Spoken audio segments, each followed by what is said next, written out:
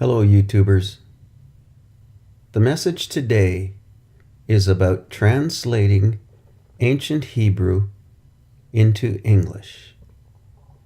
There's a very specific problem that has come up more than once, and I've often heard it brought forward by people who don't really understand much about ancient Hebrew or how it applies to the English language.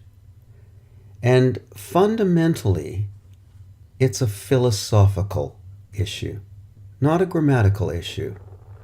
For that reason, I really avoided talking about it, but I think it's important that I say something about it because most recently, somebody brought an argument forward saying ancient Hebrew has no capitals. Therefore, capitals in the King James Bible are arbitrary. Now, on the surface, this might seem reasonable, but is it really? No capitalizations in ancient Hebrew. Therefore, putting capitals anywhere in an English translation is a mistake. First of all, when somebody says there are no capitals in ancient Hebrew, to me that already indicates they don't understand the alphabet or the grammar or the psychology or the culture of the ancient Hebrews. Because in fact, there were neither capitals, uppercase letters, nor lowercase letters. They didn't think of their alphabet and their written language in either context. There were neither capitals nor lowercase. They had their basic characters, and that's what they were, period. And those characters conveyed certain meanings. So immediately, when somebody tries to make an argument by saying there is no capitalization in ancient Hebrew, therefore putting capitals in the King James Bible is wrong, they're indicating that they really don't understand the philosophical problem and have in fact created a very big philosophical problem for themselves. For example, I've never heard a person who makes that argument insist that we take the capital G out of the word God in Genesis 1. We all know the verse. In the beginning, God created the heaven and the earth. I've never heard a single one of these people suggest we remove the capital G. Why not? If they firmly believed that there should be no capitalizations in English because there are no capitals in ancient Hebrew, they ought to remove all the capitals. But they don't do that. They only want to remove capitals where there's a challenge to some kind of doctrinal idea they have. When a capital letter contradicts or implies that one of their presuppositions is false, then they want to say that letter shouldn't be capitalized. Yet they don't apply that philosophy right across the board. Now imagine if you took the entire King James Bible and you took all the capitals off the word God when the Bible is conveying the meaning the one true God, and you took all the English capitalizations away, and you only had lowercase God throughout the Bible. Imagine the confusion. Half the time you wouldn't know what God was being addressed. And for that reason, people who make the argument, ancient Hebrew had no capitals, and therefore you can't put capitals in the English language. That's an unfaithful translation. People who make that argument are not consistent. Next, the cultural ignorance issue. The ancient Hebrews were very much in touch with the difference between the one true God, for us capital G, and the little God. The entire Old Testament is about the one true God as opposed to the false God. And if we think culturally that the Hebrews weren't very serious about that, if we think that that wasn't a core idea that resonated through everybody in their culture, if we think that that wasn't a driving force behind their communications and their writing, we're sorely mistaken and perhaps culturally a little bit misguided. So to suggest that the ancient Hebrews, because they had no capitalizations, when they communicated in a written form, they couldn't tell the difference between the one true God and the false God, that would be a very simplistic understanding. The next problem is a rational problem or a logical problem. If we consider the translation of the King James Bible, and I'm going to talk about the King James Bible because that's the one I use, but this argument applies to all Bibles, and as a matter of fact, it applies to translating any literature from Hebrew into English, whether it's secular or otherwise. It doesn't matter. 54 scholars or more gathered together to translate the King James Bible, to create the King James Bible.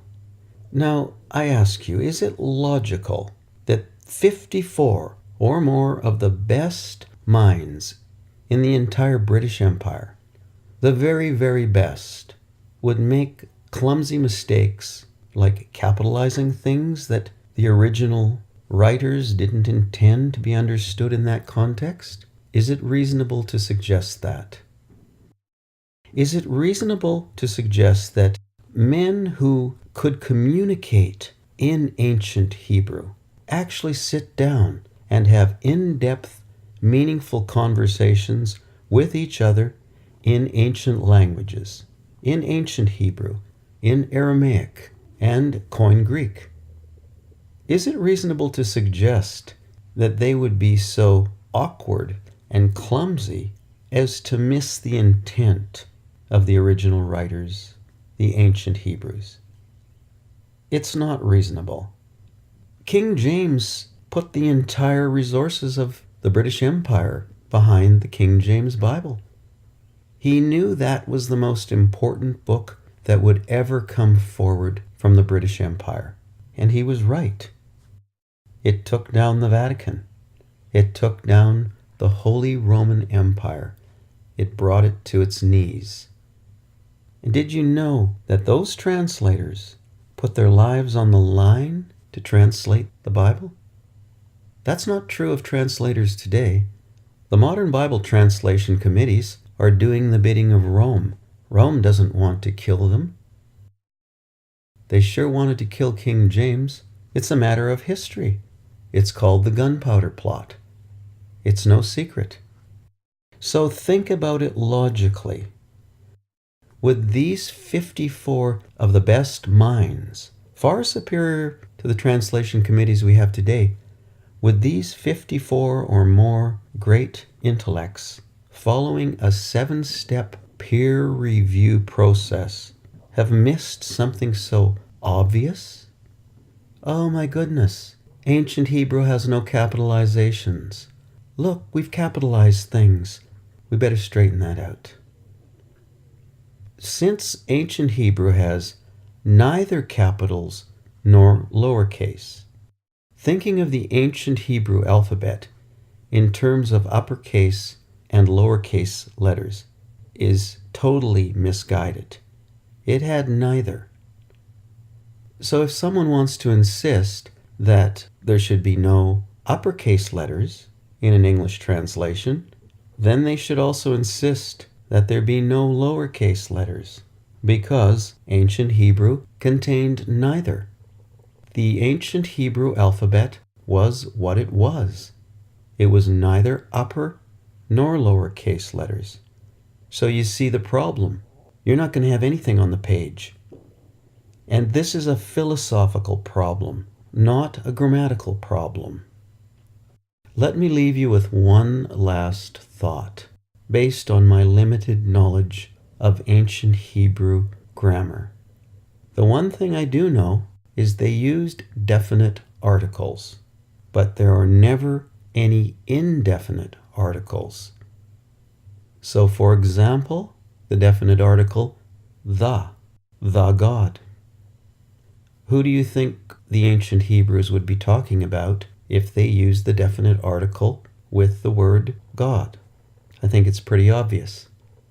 Now, everywhere in ancient Hebrew where there is no definite article, it is assumed that the article is indefinite, even though there's no article, no indefinite article. Now, if you stop and think about this, it has a great significance in whether or not we capitalize certain things in English. And let me leave you with one final idea. Capitalization is something that we use in the English language.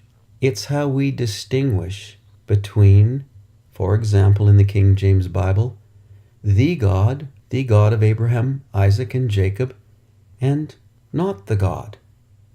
Not the God of Abraham, Isaac, and Jacob is little g. The God is big G.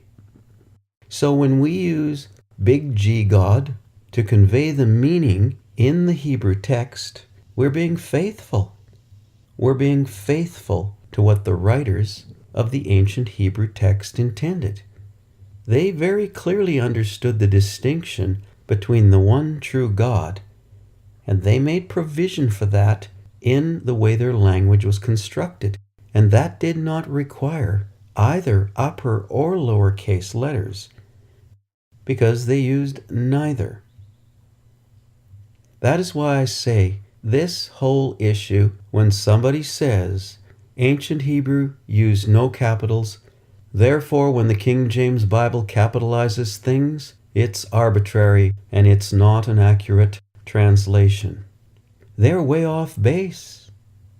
Translating from one language to another is about conveying meaning, because mechanisms in one language often don't transfer over to another language.